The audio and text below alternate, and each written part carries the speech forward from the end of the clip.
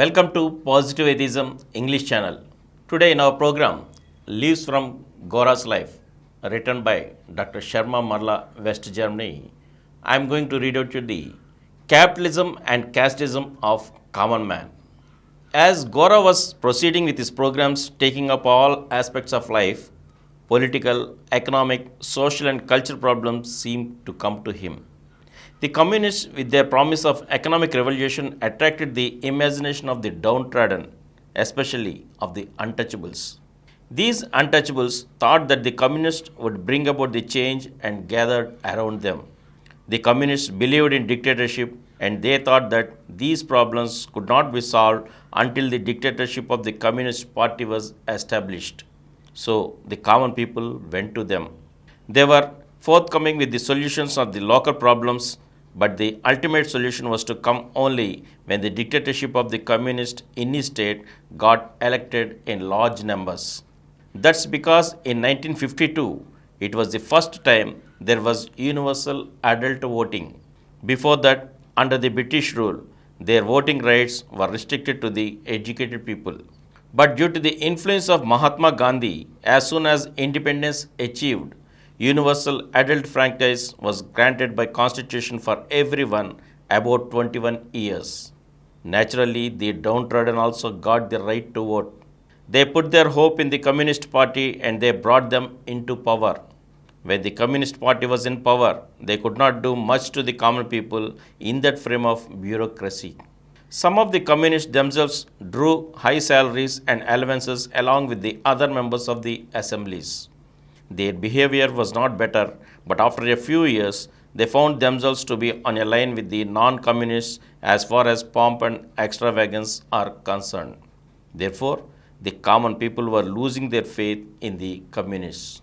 After the Communist Party could not be the party in power, it was only in opposition and its proposals were voted down every time.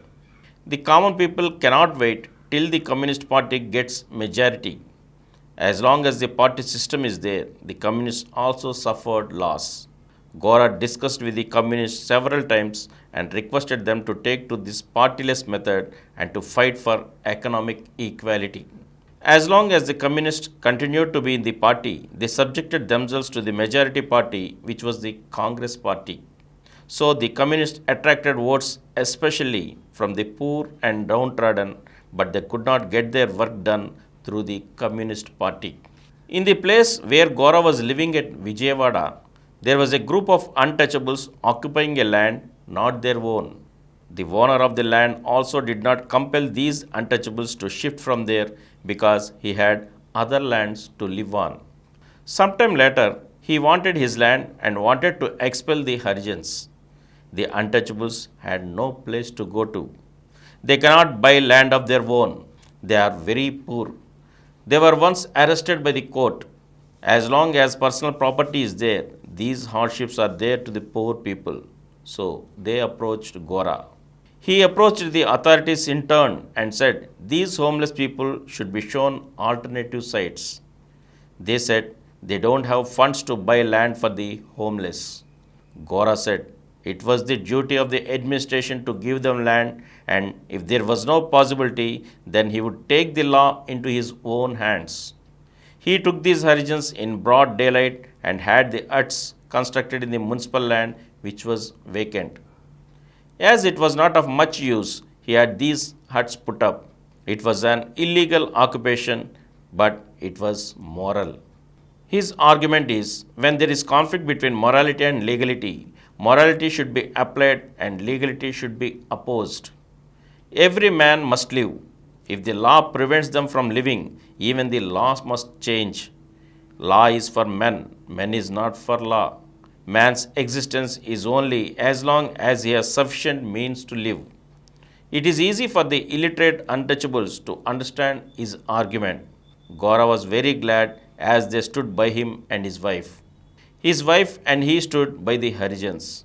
With the help of the Harijans, they succeeded in occupying the municipal land, illegal of course, but moral. They were very happy to achieve this bit of success in the matter. They were 48 in number when they occupied the municipal land. A few months later, a few more untouchables came there to occupy more of that land, But strangely, these 48 earlier occupants opposed the occupation of the land by the other four. Then Gora had to argue with these 48 earlier occupants that the land is not yours. You have occupied it, and others have also the right to occupy it. They are all landless and they should be helped. Gora had to argue to some extent and to persuade the 48 earlier occupants not to obstruct the moral occupation of the land by the other four. That revealed to him that the poor man is also selfish minded, though he is not able to get rich. But once he gets to a position, he is as much property minded, as much capitalist in his attitude as the rich man. This is what Gora called the capitalism of the common man. So, capitalism is not confined to the rich people alone. Only some of the people are poorer than others. So, capitalism is selfish, wants to acquire some property for themselves and has no consideration for the downtrodden and wants to get rich for themselves only. This is the capitalistic attitude. But in the capitalistic order, the rich man is more sociable sometimes than the poor man.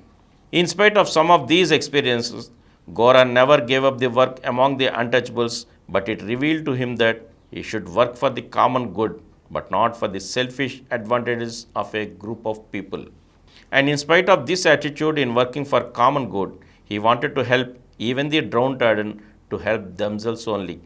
They should convert their minds and make them realize that they are there for the common good. Of course, this is difficult because the selfishness of the poor man is pardonable, but still, they must not help the poor man to become capitalist, that is, himself.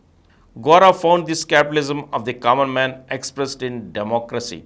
India is giving some privileges to the untouchables and to the downtrodden, and due to this, some of these poor people get selected to higher posts as registrars, commissioners, etc. And when they come to these positions, they don't care for the downtrodden. So, this capitalistic attitude of the common man stands in the way of the revolution. It is not that the poor man wants to rebel, but the poor man envies the rich man. The poor man wants to get richer himself and he tries to get advantage in the system. That is how Gora read the common man's mind. And atheism is an ideology without reference to caste order or class structures. According to atheism, every man is free and all should cooperate in fighting against inequality. And from here, I shall read out you in the next episode again. Thank you.